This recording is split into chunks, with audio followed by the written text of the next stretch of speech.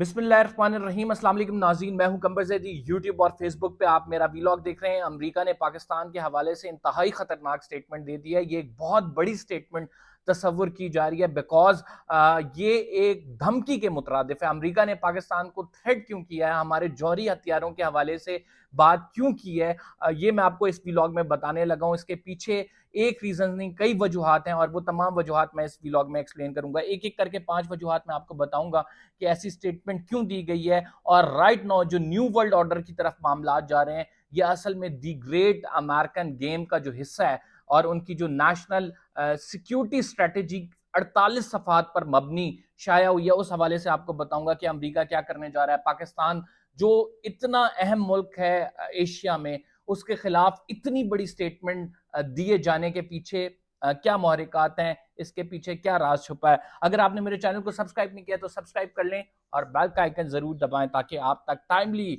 Information पहुंच सके। बात करेंगे अमरीकी सदर ने पाकिस्तान के हवाले से क्या कहा है। अमरीकी सदर ने पाकिस्तान के हवाले से कहा है कि पाकिस्तान एक इंतहाई खतरनाक मुल्क है और इसके जौहरी हथियार जो हैं वो गैर मुनज़्ज़म है। अमरीका के सदर की जानिब से व्हाइट हाउस की वेबसाइट पे बाकायदा तौर पर ये एक इलामिया स्टेटमेंट, ये छोटी स्टेटमेंट नहीं है, ये बहुत बड़ी स्टेटमेंट है और पाकिस्तान अमेरिका के ताल्लुकात के हवाले से इसको बड़ा अहम तस्वुर किया जा रहा है। फॉरेन ऑफिस ने अभी तक इस पर रद्द अमल नहीं दिया है। फॉरेन ऑफिस से जब हमारा रब्ता हुआ तो उन्होंने कोई इस हवाले से हमारे साथ इंफॉर्मेशन शेयर नहीं की है।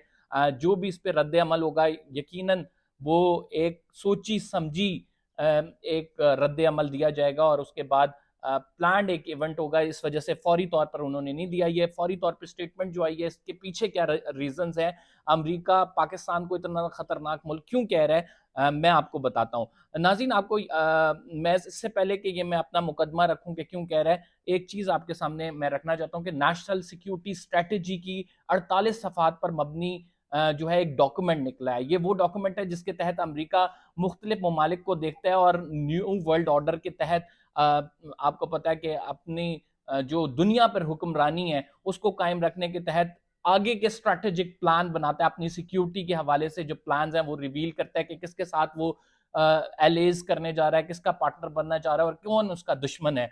तो इस 48 सफ़े पर मबनी रिपोर्ट में पाकिस्तान का जिक्र तक नहीं है। ये क्यों जिक्र नहीं है? और पाकिस्तान जो अपना स्ट्रैटेजिक पार्टनर अमेरिका को कहता है और पाकिस्तान कहता है कि हमारे तवील मुद्दती रिलेशंस हैं, उसमें पाकिस्तान का जिक्र कहीं क्यों नहीं आया, इसके पीछे वजूहात हैं। तो मैंने आपको बताया 48 सफ़ात पर मबनी ये जो रिपोर्ट आई है इसमें पाकिस्तान का जिक्र नहीं है। इंडिया का अलबत्ता जिक्र जरूर है, चाइना का जिक्र है, रशिया का जिक्र है। और इस स्ट्रेटेजिक जो सिक्योरिटी स्ट्रेटेजिक की ये रिपोर्ट आई है अमेरिका की, इसको देखना जरूरी है अगर आप समझना चाहते हैं कि ये स्टेटमेंट क्यों दी गई है। मैं उसमें मोटी मोटी चीजें आपके सामने जो है वो रख देता हूं उस रिपोर्ट की, ताकि आपको आइडिया हो जाए कि क्यों अमेरिका की जानिब से ये स्टेटमेंट दी गई है। देखें, उसमें अमेरिका ने अपने गोल्स को क्लियर डिफाइन किया और उसमें अमेरिका कहता है कि देखें, अगर आप हमारे खिलाफ बेट लगाएंगे, वो उसका आगाज इधर से होता है कि अगर किसी हरीफ पे आप किसी भी शख्स पे आप हमारे खिलाफ बेट लगाएंगे, यानी आप अमेरिका के मुखालिफिन के साथ होंगे, तो आप हर सूरत हारेंगे। इतनी बड़ी बोल्ड स्टेटमेंट से अमेरिका ने आगाज किया है और कहा है कि हमसे मुकाबला करने वाला और हमारे जो खिलाफ जाने वाला, उस पर अगर बेट लगाई जाए तो वो हमेशा हारता है। और इतनी बोल्ड स्टेटमेंट के बाद उन्होंने बाकायदा तौर पर कहा है कि चाइना जो है उसमें सलाहियत है कि वो न्यू वर्ल्ड ऑर्डर को जो है वो चैलेंज कर रहा है और हम उसके चैलेंज को देखते हुए, मामलात की संगीनी देखते हुए हम भी इस पे मुकाबला कर रहे हैं और बड़ी हिम्मत के साथ मुकाबला कर रहे हैं। उन्होंने अपना क्लियर थ्रेट जो है वो चाइना को करार दिया गया और एशिया में उसको काउंटर करने के लिए स्ट्रेटजीज बनाई जा रही हैं। अमेरिका की जानिब से कहा है कि देखें, अगर आप तो हमारे एलए हैं, अगर आप हमारे साथी हैं, तो हम आपके मफादात के लिए भी काम करेंगे और लेकिन उसके लिए ज़रूरी है कि आपके मफादात हमारे मफादात के साथ मिलने चाहिए। आपके मफादात वही होने चाहिए जो हमारे मफादात हैं। अगर आपके मफादात हमसे जुदा हैं तो हम आपका स्ट्रैटेजिक ना आप हमारे स्ट्रैटेजिक पार्टनर हैं और ना ही हम आपकी कहीं आपको काउंट कर रहे हैं। तो लिहाजा पाकिस्तान जैसे ममालिक के लिए बहुत बड़ा मैसेज दिया गया है कि देखें, थर्ड वर्ल्ड कंट्री के वो लोग जो वो हुक्मरान जो ये कोशिश कर रहे हैं कि वो हमारे खिलाफ जाएं, उनको हम कहीं पे काउंट नहीं कर रहे हैं और उनके खिलाफ ही हमारी स्ट्रेटेजीज हैं और हम उन्हें अपने साथियों में शुमार नहीं कर रहे। यही बहुत बड़ी वजह है कि पाकिस्तान का उस 48 सफ़े में जो पाकिस्तान कहता है कि हम स्ट्रेटेजिक पार्टनर हैं, कहीं पे नाम नहीं आया।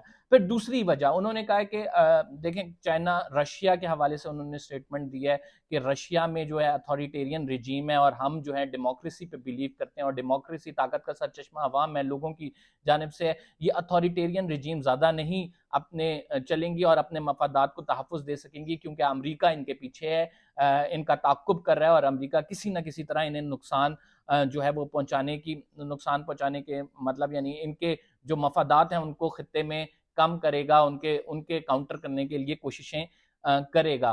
तो ये बाकायदा तौर पे उस स्ट्रैटेजिक जो डॉक्यूमेंट है उसमें क्लियरली बता दिया गया कि आप अमेरिका के साथ नहीं हैं, तो हम आपके साथ नहीं हैं। अब देखें, पाकिस्तान क्या अमेरिका के साथ है? मैं आपको 3-4 चीज़ें मोटी-मोटी बता देता हूँ ताकि आपको समझ आ जाए। एक तो सी पैक, हमारा जो चाइना के साथ सी पैक का मंसूबा है वो अमेरिका को इंतहाई खटकता है। इस वजह से अमेरिका बार-बार डू मोर कहता रहा और डू मोर के साथ वो शर्त रखता था कि आपके जो चाइना के साथ मुआहदे हैं इनको ट्रांसपेरेंट करें और ये मुआहदे हमें पता होने चाहिए ताकि हम जो है वो तभी आपको ग्रांट्स देंगे, तभी हम आपकी फाइनेंशियल मदद करेंगे, तभी हम आपको financial action task force FATF से निकालेंगे।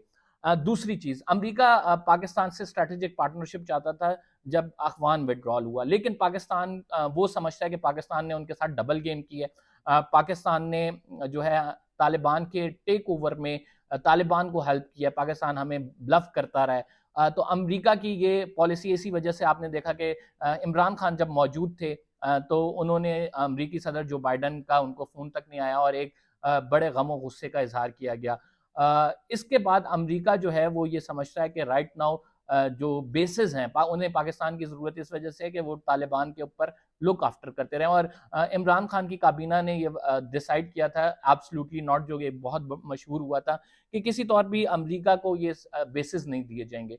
तो आपके इंटरेस्ट अगर उनके खिलाफ जा रहे हैं और आपके जो डिसीजंस हैं वो किसी तौर भी अमेरिका के खिलाफ जा रहे हैं, तो अमेरिका आपको कभी भी स्ट्रैटेजिक पार्टनर कंसिडर नहीं करेगा। यही वजह है जो साइडलाइंस पे यूएन के साइडलाइंस पे शहबाज शरीफ की मीटिंग का कहा गया कि मुख्तसर सी मीटिंग हुई है, वो मीटिंग नहीं हुई, सिर्फ अमेरिकी सदर ने शहबाज शरीफ से हाथ मिलाया। अब मैं आपको ये बता देता हूँ कि पाकिस्तान 8वां वो मुल्क है जो अपने जौहरी हथियारों पर इन्वेस्ट करता है और सबसे बड़ा मुल्क अमेरिका है जो 44 अरब डॉलर करता है और पाकिस्तान 1 अरब डॉलर करता है। भारत और मेरा ख्याल से अगर बात की जाए जनूबी कोरिया की तो वो 1.2 कोई 1.4 बिलियन डॉलर कर रहा है और इसके बाद 11 बिलियन डॉलर जो है वो चाइना की जानिब से किए जा रहे हैं और चाइना दूसरा बड़ा मुल्क है, यानी 44 का आप अपने जौहरी हथियारों पे 44 बिलियन इन्वेस्ट कर रहे हैं, चाइना 11 कर रहा है और हम 1 बिलियन कर रहे हैं, लेकिन फिर भी आपको हमारे जौहरी हथियारों पर तहफ़्फ़ुज़ात हैं कि गैर मुनज़्ज़म है। ये अमेरिका की एक पुरानी कार्रवाई है और अमेरिका इसी तरह ईरान पे आपको पता है सैंक्शंस इस वजह से जौहरी हथियारों की वजह से लगाई, फिर इराक में जो हमला किया उस पे बेसिस लगाई कि इनके पास ऐसे जो है वो वेपन्स हैं जो कि mass destruction, weapons of mass destruction जिन्हें कहा जाता था। फिर आपने इराक की इन्वेजन की, तो ये अमेरिका का एक पुराना चक्कर है जिसमें वो डिफरेंट ममालिक के जानिब इल्ज़ामात लगाकर उन में मुदाखलत करता है, उनकी पॉलिसी में मुदाखलत करता है, लेकिन इसका भरपूर तरीके से जवाब दिया जाना चाहिए और इसका भरपूर तरीके से जवाब दिया भी जाएगा। एक मैयट जो है वो रिस्पॉन्स दिया जाएगा, लेकिन अब यहाँ पे मेन बात ये है, देखें हम अपने पैरों पे खड़े नहीं हैं, हमारी मईशत स्टेबल नहीं है और मुल्क की हालात जो हैं एक ख़तरनाक मुल्क इस वजह से भी कहा गया कि हमारे जो अंदरूनी हालात हैं, जो इस टाइम राइट नाउ एक फ़ज़ा पैदा हुई हुई है कि हमारी अपनी सफ़ों में इत्तेहाद नहीं है, तो उसका दुश्मन हमारा एडवांटेज ज़रूर लेता है। तो ये तमाम बातें भी किसी ना किसी हद तक कंट्रीब्यूट करती हैं जो अमेरिका की स्टेटमेंट आई है, लेकिन अदरवाइज उनकी स्टेटमेंट ये स्ट्रैटेजिक उनके इंटरेस्ट और सिक्योरिटी जो स्ट्रैटेजिक पॉलिसी है वो किसी एक बंदे ने नहीं की। ये जो बाइडन है इनका किसी ये आम कोई खिताब नहीं है, ये बड़ा एक स्ट्रैटेजिक खिताब है और इसमें आइंदा आने वाली दुनिया में जो अमेरिका के मामलात हैं जिसमें वो कहता है कि 10 साल के अंदर हम एक बड़ी तब्दीली लाएंगे और अमेरिका ही लीड कर रहा होगा दुनिया को,